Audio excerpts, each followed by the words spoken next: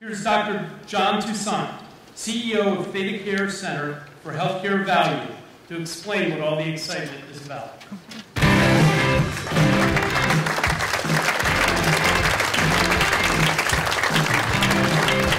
Snowblowers and patients on carts. How can that be? How can there be anything here that makes any sense? That's really what I want to talk about this afternoon. It's more about innovation in thinking than innovation in technology. That maybe we could actually learn something from manufacturers, and this happens to be an Aaron snow blower. I have one of these. Works every single time I turn it on. Unfortunately, in healthcare, it doesn't work every single time we turn it on.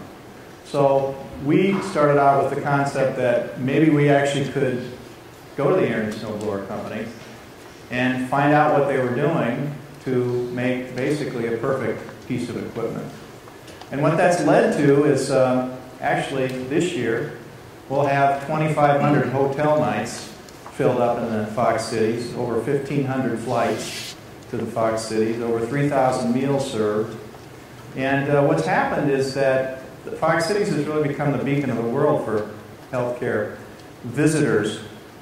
And the reason is that, why do all the people come, is that we've actually done something very special here. In fact, it's very different from almost any healthcare organization in the world. But it started with this very simple question that we asked, and again, I'm talking about thinking change. Thinking change, so now we're changing our thinking. Can we deliver the same level of quality and reliability in healthcare that Toyota, Aaron's, Herman Miller, and other companies are delivering in manufacturing? That was the question.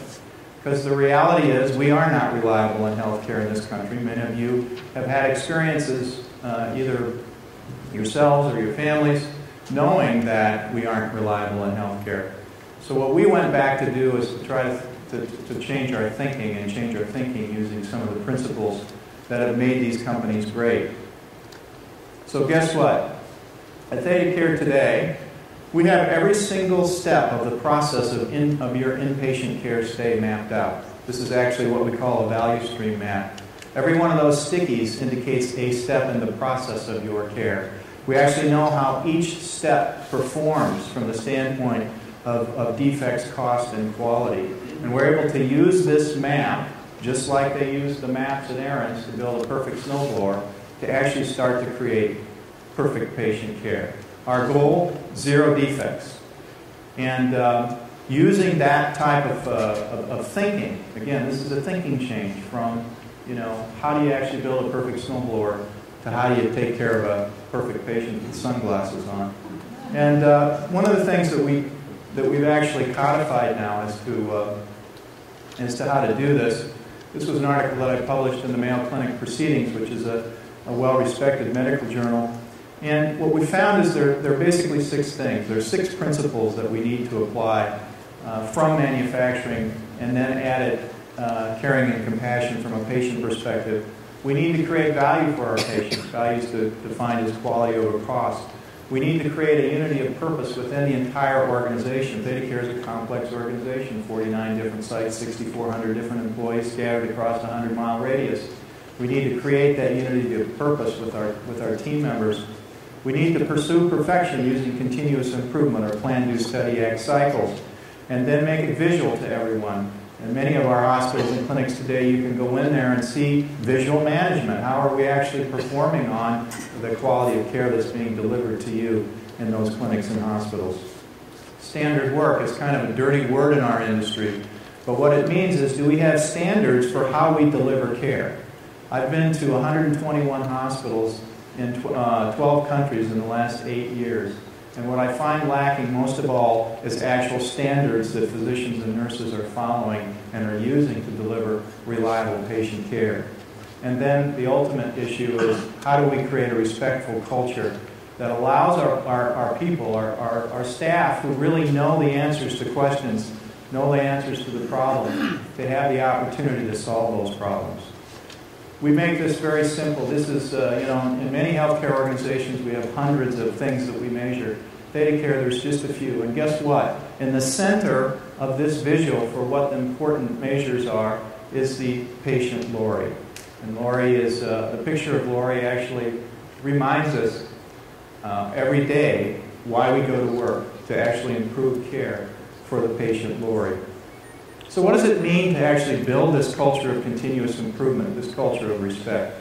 One of my great mentors in all of this work is Paul O'Neill, the former Treasury Secretary who was also the CEO of Alcoa. He made Alcoa the safest company in the world, and Alcoa is still one of the safest companies in the world. And he told me years ago, John, you have to be able to say yes to these three questions. And this is true for any company that you run, in my opinion. Are my staff and doctors treated with dignity and respect by everyone in our organization? You have to say yes every day. Do my staff and doctors have the training and encouragement to do work that gives their life meaning? So I believe that if we as leaders went to work every day with this second principle in mind, that our job as leaders is to make sure that our staff have the tools, training, and environment to do work that gives their life meaning, we would lead differently. And that's what Paul's point is. We need to lead differently to create a culture that gets us to zero defects. And then can we celebrate those great things, the great work that gets done every day in our clinics and hospitals or other companies. So what I want to do is show you a quick video. I go out with my iPhone from time to time into the hospitals and clinics. You always know that when I'm there that I'm going to pull my iPhone out and make them famous. And so this actually was a video I took on one of the oncology units. And what is in the center, the person in the center of this video is actually the manager of the unit. And the rest of the team are the nurses and technicians that are caring for the patients. So here's how this management system of respect for people actually looks in real life. The same last it's the same last one name. One collaborative, one over here. And similar first names. And it's a highly unusual last name, which makes it even more odd that this should happen. So the defect is prepping wrong patient. And it also delayed her discharge, because she was supposed to be discharged yesterday until they received this order and said we're going to do an EGD later today. And when you say she, which The patient? But we have two patients that really well, one's impacted. collaborative. It was actually, the order should have been given to the nurse for the patient over Correct. there, and they were given to the patient over here's nurse, so it delayed her discharge. And I tend to wonder too if part of the problem wasn't they have our own room numbers. You know what, I was just going to say that. Yeah. Oh. Is it that, is it the wrong room? Yep, you know, because that they it's were thinking? 357 over there. How would we prevent this from ever happening again? Tough question, but how would we ever prevent it? Because this is the second time that we have received orders for the wrong patient, and it did involve NPO and scoping. This time, the names are identical, and the first names both start with D. How about the medical record number? Doctors don't know that. So when a physician is calling in an order, You always have to repeat the order back to the physician, but I don't know that I say, okay, this is for so-and-so, and then, but I always say, okay, you want, and I give them the drug, and, you're supposed to always repeat back the order to the physician, but I don't know And that I repeat honestly, back in the this- patient's name. This situation, even if you repeated back the name, I don't know if the physician would have even identified it. I agree. So how is Because this they never were going to that happen again? similar. Because we have, and we don't have the awareness that there's another patient Right. that has the same exact last name. So repeating orders wouldn't help. Wouldn't even necessarily Yeah, help. and if So- we had no idea, how would we stop that? Yeah. So when we receive orders, what do we require of a physician so that we know that we have the right patient? What do we require? Just a last name? What's the last name? Last name You is, like your 5 rights. okay? But I don't think it would have mattered in this situation because of how similar that it was. Well, we're always supposed to use 2 patient identifiers. So if we're administering medication, we're using 2 patient identifiers. So when we're receiving that order, what are our patient identifiers? It sounds to me like we're only using 1. Okay. So do we need to relook at that? Yeah, I know we read back the order, but I'm wondering if we need to relook at what's required Mhm. for identification when receiving an order. I mean, Which is would the gonna be- doctors know the birth date though if they're calling you Right. on Well- a phone with an? And Would they know the birth date? I Because- don't know that they would, but is that, But can they access it fast? what is, how do we confirm that if we're not using two identifiers, how can we confirm that we have the right patient? So, in manufacturing, we call this pulling the end on, right? We got a problem. We bring the team together. But how is the manager acting here? Is the manager telling the team what to do? Or is the manager actually asking questions to try to get the team to come up with the answers? That's a different type of management process. It's called management by process rather than management by objectives. And what it's doing is actually allowing us to think about things completely differently. So this is another article that I published, and basically what we're showing here is that we have the white coat leadership style, which is, you know, I'm an all-knowing, in-charge person. Frankly, that's how I was trained. This behavior was modeled for me on the left-hand side, which means that I'm in charge, that I'm autocratic, that the buck stops with me, that I'm impatient, and you know what, doctor, if you make a mistake, you're an idiot, so I'll blame you. This type of leadership style requires something completely different. It requires a sense of humility. We need to actually facilitate. That manager was facilitating the discussion of the problem so that the staff would actually come up with the answers, which they did in that 2-minute time frame. They came up with 2 significant answers. One was we got to change the room numbers. 2 was we need 2 patient identifiers. In 2 minutes, we just fixed the problem so no other patient could ever have that issue happen. We're going to be mentors, facilitators, and teachers. That's a completely different type of leadership style than what I see in most hospitals and, quite frankly, in most manufacturing and other types of settings around the world. Here's another example. So that was a manager to the frontline staff interactivity. Now we're going to see a vice president interacting with their manager. Again, think about this from the perspective of the characteristics of respect for people that are required to build a operational excellence culture. So Karen?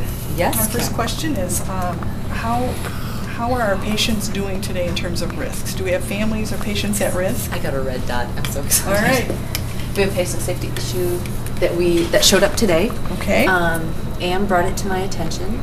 It's an issue of a patient who was on Coumadin Okay. and received supplementary medication for something else related to their head and neck, and those 2 medications don't do well together, but it was filled in an off-site pharmacy. Okay. So, and then the patient was readmitted for an issue to the ER. All right. So bleed. So tell me how you're analyzing that problem. Anne came to me with the facts. Here's what happened. Here was the sequence of events. And because of the readmission to the ER, we called Mike Vila Okay. and said, Mike, what do we do with this? Where do we go? How do we handle it? So, Okay. So you triggered the medical safety officer. yeah. Did you also start something in the department in terms of a root cause analysis? We're going to root cause it with our physician and our nurses next week. So we've got this scenario documented, but we need everybody at the table. Right. We're forwarding Mike the information. He is going to start the conversation with the independent pharmacy, because apparently there's a couple other pharmacies that he's connected to in this way that he started those conversations. How do you want to receive the information from us? What would you Okay. like to see differently available on our end? That kind of thing. Okay. And then he's going to forward our scenario to the folks working on the INRA 3, because what I'm concerned about is we're an outpatient clinic, but we're considered part of the hospital, and we don't always fill from this pharmacy, Right. and our physicians aren't theater care physicians. So I'm not confident we're going to get plugged into the work that's happening, so he would help us do that. Okay, great. So you have a plan in place, and you'll keep me up to date. Absolutely. So that's vice president is actually asking a series of questions as well, right? That's what we call standard work for vice presidents. I know it's hard to believe, but vice presidents have standard work too, at least in this organization. Finally, the final thing is that does any of this really matter? So all of those things that we've really learned from these guys over here at Aaron's, because they solve problems. They have snowblowers on carts running around together with their team members who are looking for defects all the time.